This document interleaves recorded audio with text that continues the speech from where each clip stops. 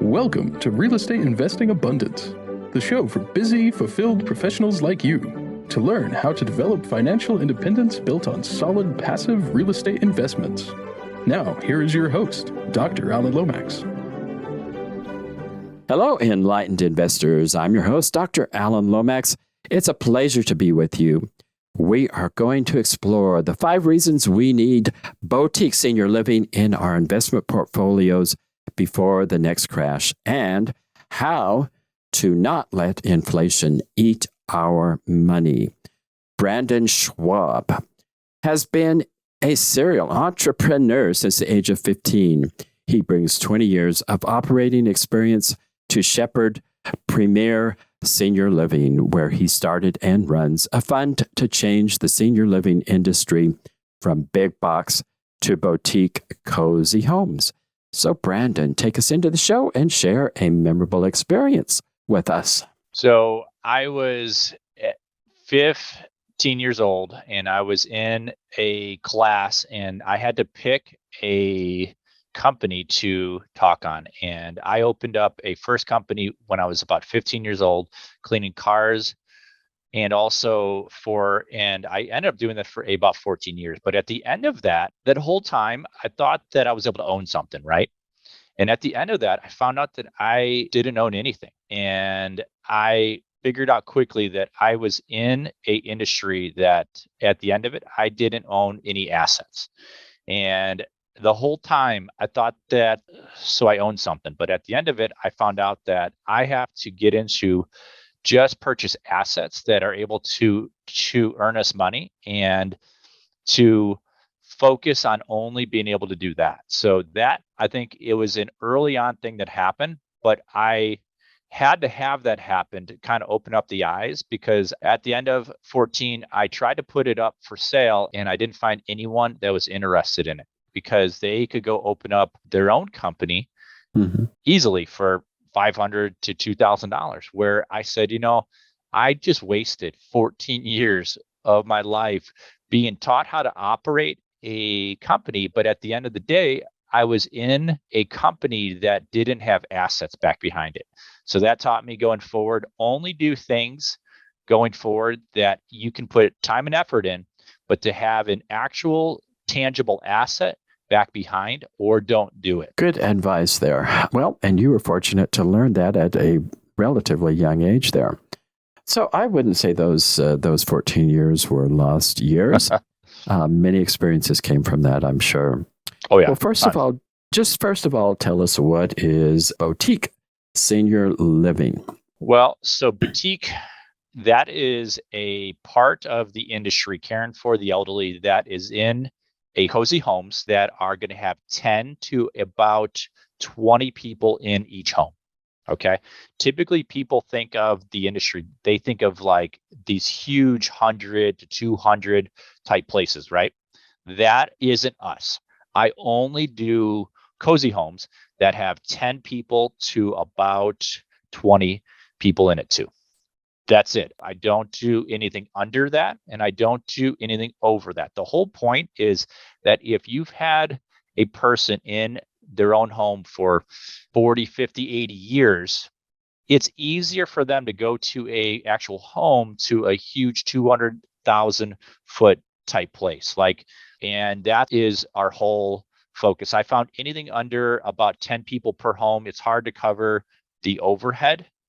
And I think the typical operator that owns these type cozy homes, they typically have a healthcare type past, and they are going to own a home or two, but they're in there to have to take care of everything personally. I don't have a health care path, so I have to hire people who are awesome at it. And that is going to be expensive. So I have to have 10, because if I have 10 people in each house paying us $5,500 to $5,800 each month, that is $55,000 to $58,000 each month, right?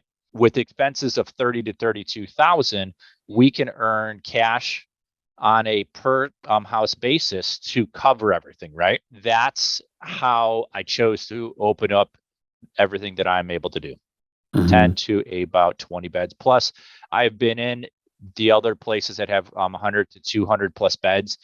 Do you know that the average care person has to give care to 20 to 30 on average? That causes odor.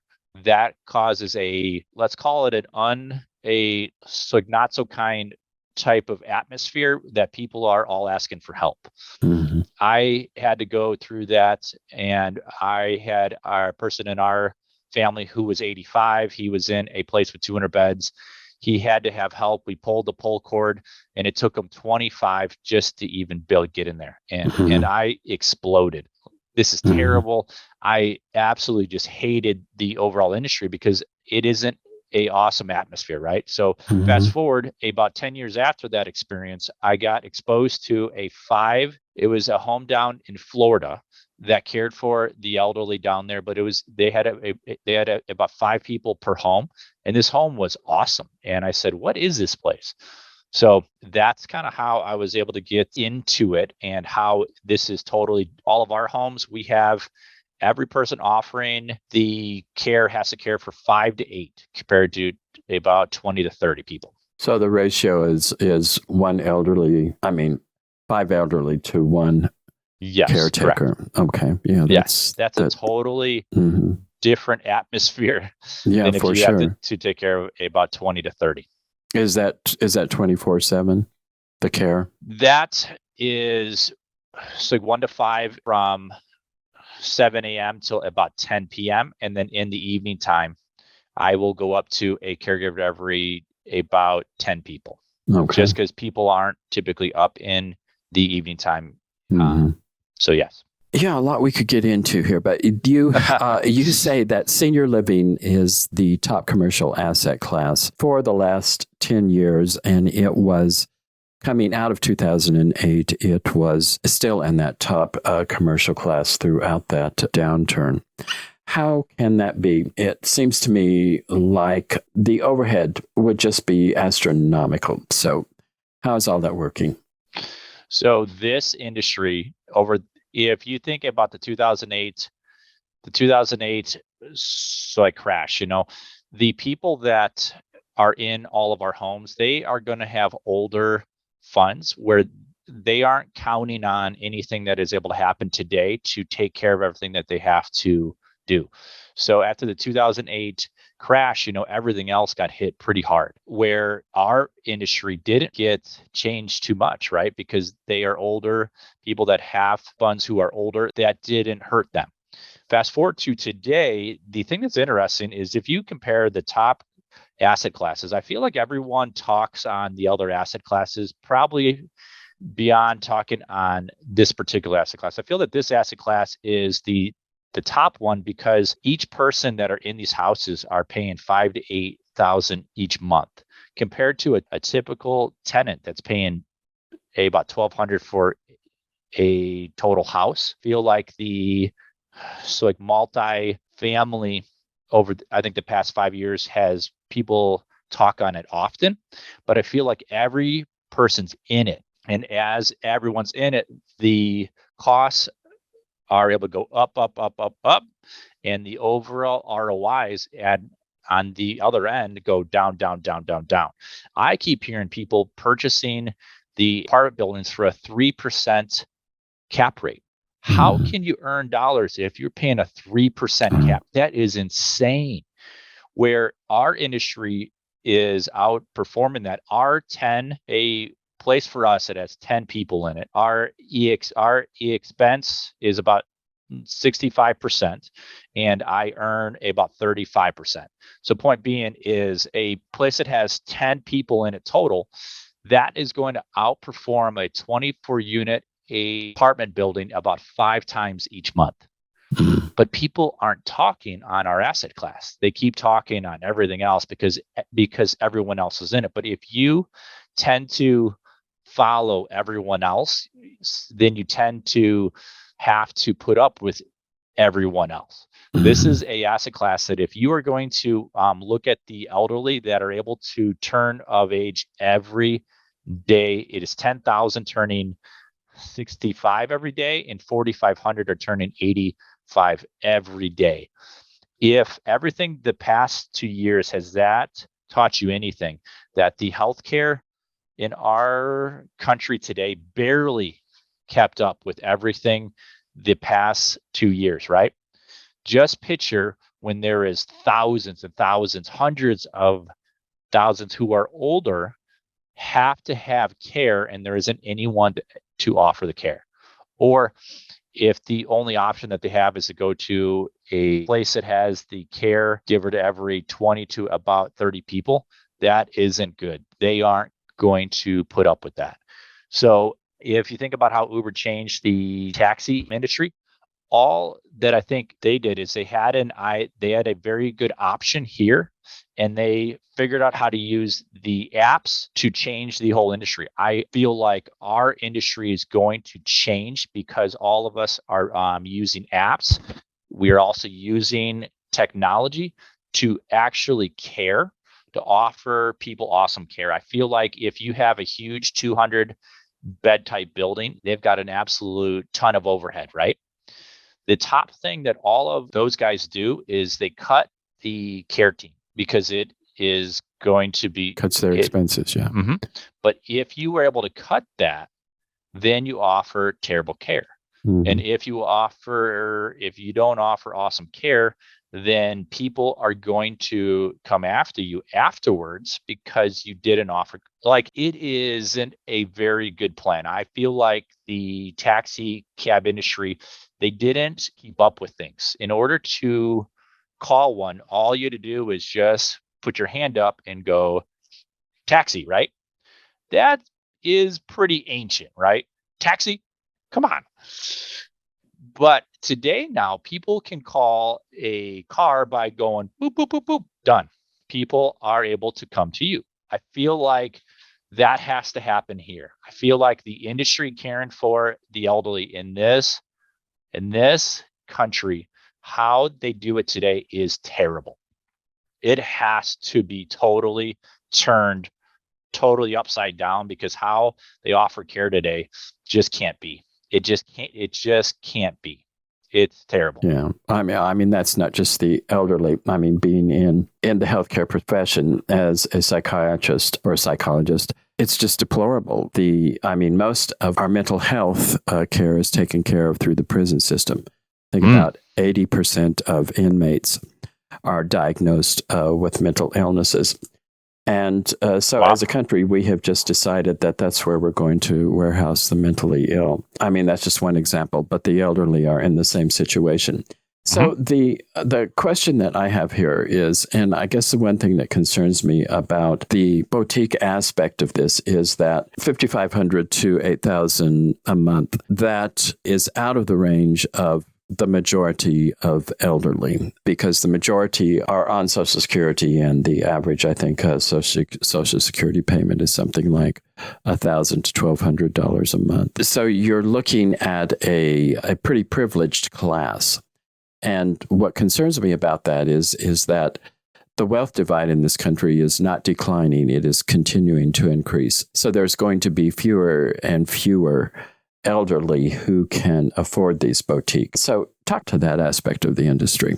So I haven't found that to be a total issue. The typical person who's able to come into our homes is 80 to 85 years old. They have $100,000 to $200,000 cash, or they have it in different forms of either investments, but also they have an asset, which is their old home that they typically own free and clear. Back in the day, they could have purchased it for $10,000, $20,000, $30,000, where today they get to put it up for sale for $200,000, $300,000, $400,000. So finding people that have cash actually isn't the hard part, really. And compared to everything else that's out there, it is a pretty easy close if you have to offer a person here.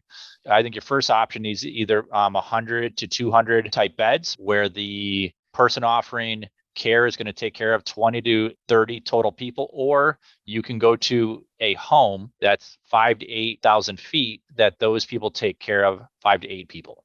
That's a pretty easy sale.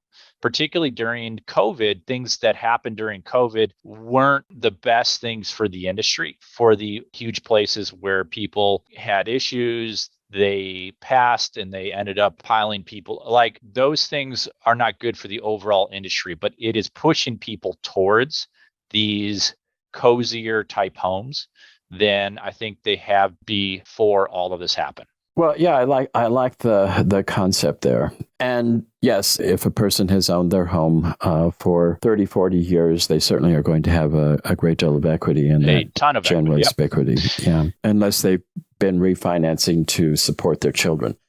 Right. Yeah. Right. Well, and then if that has happened, then those kids ought to take awesome care of them. But Yeah. a thing that has happened, I think, in our country, about 34% of our country's homes are owned free and clear. Mhm. So there's plenty of people that are out there. And as I open up a home that it has 10 to about 15 people in it, to get 10 to 15 people to find awesome care is actually pretty easy when our typical town will have 10 to 12% of their total population is going to be of age. Mhm. And our average target towns have populations of 25 to about 45,000 people. So I've got a target audience of, 2,500 to about 4,000 people, Mhm. where that's easy to find about 10 to 15 total people. Is there any particular area of the country that is more conducive to this than others? Yes, that's a very good thing to ask, because down in Florida, there's 1,800 of these homes that are 15 or under. California has 2,800. Arizona has 3,000. Texas has 15,000. Mm. Okay. So those are all good areas. Those are all easy areas for people to open, right? But the challenge is if you do it there, there's tons of other people doing it. So the cost that you can charge is able to go down by 10, 15 to up to about 20%. The place that I'm from, there's only 55 of them here. So I go 55 in the state? Yes, sir. And what state are you in? You're in the Midwest, but Well, I am about an hour from Chicago. uh-huh. So I have got homes in Harvard, Crystal Lake, Bull Valley. All of these type towns are an hour out of the city. But I'll tell you, the average household incomes are $80,000 to $85,000. The homes you're purchasing? No, the areas that I will purchase homes, I think the average house that I'll buy is about 500,000. I'll put about 500,000 into it, but the average household income in the area is about 80 to 85. Oh, okay. Oh, income. Okay. Yeah, Yeah. Okay. I got you there. So, cash flow. You putting $1 million into it. How long do you have to wait for cash flow? From dirt to diapers is about 12 to 18. So that tells you from the time that I am able to purchase it to the time that I am able to offer care is about 12 to about 18, so like months total. That's how I've done it for the past 8 years, right? Fast forward from today on, COVID has changed things for us, where I can actually bring in, and I opened up a fund this year, and that fund is geared to bringing in cash of about 25. And we are going to use that particular capital to go purchase portfolios of homes. A thing that I'm finding is post-COVID, COVID has changed things where some of the operators that thought that they could get into things easily and earn tons of money, they found that they aren't doing very good right now. Because if you get in with the whole purpose just to earn cash, you aren't going to do awesome here. If you're able to get in to truly if you can offer awesome care, totally different. So I'm finding that I can pool together capital from investors, and I can go purchase these portfolios that have current occupancies of 50 to 80 at a 20% to a 40% off, because I offer cash to close quickly. Quite a few of these operators during COVID are able to have some issues. And if I can give them an easy option to get out, I can get a huge cash upfront off price because I can close quickly. So these are homes that are in operation. Yes. Yep. Okay. Are those easy to find or?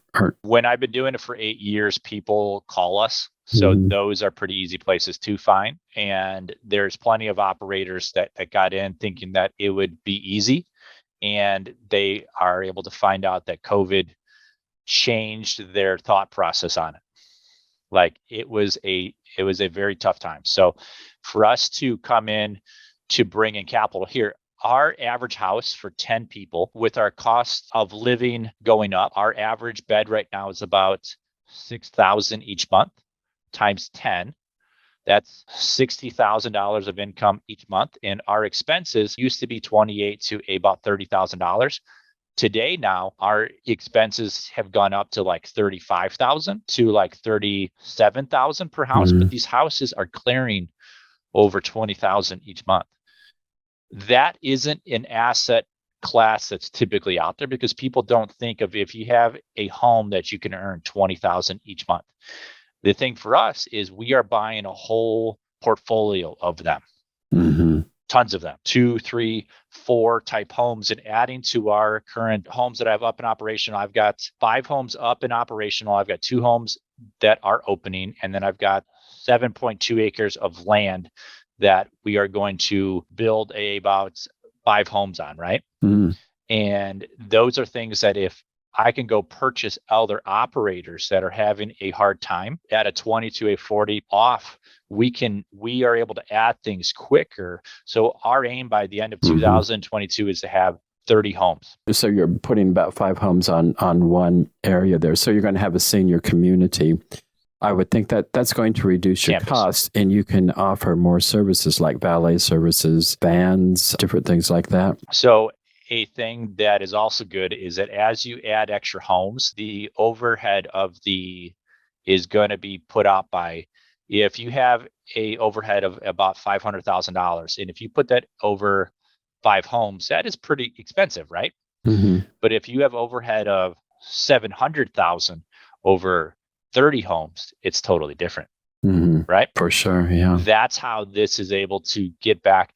Are these things as they don't operate as well if you have 2, 3, 4, 5, because you have the overhead that has to be taken care of. But if you have 10, 15, 20, 30 homes, you can take the overhead over all of those homes, and then it's a totally different thing. Well, that sounds wonderful. Well, Brandon, tell our viewers and listeners what you have to offer, how they can get in touch with you to take advantage of it. So if you have folks who are interested in parking capital into a type of asset class to care for the elderly, to help them, and to also earn a very good IRR over the 8.5% inflation, and also have assets that are going to be underneath that, this is the top asset class after the 2008 crash. I would tell you to have them call the office. The office can answer anything that they have, and they can talk to our team and find out if talking to us to putting capital here is good. They can call the office at 847-380-8. It is 847-380-8624. Okay, 847-380-8624, correct? Yes, sir. There you go. That's probably the easiest way, just to be upfront. If they are interested in our fund is a 506C. So that is for accredited investors. Accredited investors only. Yes. Yep. Okay. So that isn't for everybody, but that fund there is going to purchase 24 homes per year for 5 years. So at the end of 5 years, we're going to have 120 homes, and the investment there is protected by a first place on the homes because we pay up. We close quickly, but I'll give you a first place on the asset. So that's probably best if a person's interested to place some capital. If any person's interested in opening up any of these homes, I could probably help them. I did come up with an 85-page book. If you were able to call our office and ask for an 85-page book and tell us that you were able to hear us on this call right here, they are able to take care of that for you. I used to charge $2,000 for that. I have turn down any opportunities to help people open, but I can give them this as a cool offer, but only if you tell us that you heard this on this call. Okay, doke. I will tell you that it's hard to open up this business. So if you have capital, it could be easier just to park capital here and have us do it. But if you are interested to be able to do it yourself, I can also help you as well. Just call our office and ask for the 85-page book, and that is free of charge only if you are able to tell us that you heard us on this call. Terrific. We'll have that information in the show notes as well. Brandon, it's been a delight. Wonderful conversation, interesting things you have going on there, and really commend you for the work that you're doing there with the elderly. Thanks for being with us. And, right, sir. Enlightened investors, delightful to be with you again today. I look forward to being with you next time. Thank you for tuning in to Real Estate Investing Abundance, brought to you by Steve Talker Capital, a company working for passionate professionals like you to develop financial independence built on solid, passive real estate investments. As part of our efforts to make the world a better place, Steve Talker Capital contributes to activities and organizations committed to better understand the equine. These endeavors attempt to enhance the human treatment of horses worldwide. Steve Talker Capital, working for a world where all creatures, great and small, flourish abundantly. For resources to develop your financial independence, connect with us at stevetalker.com.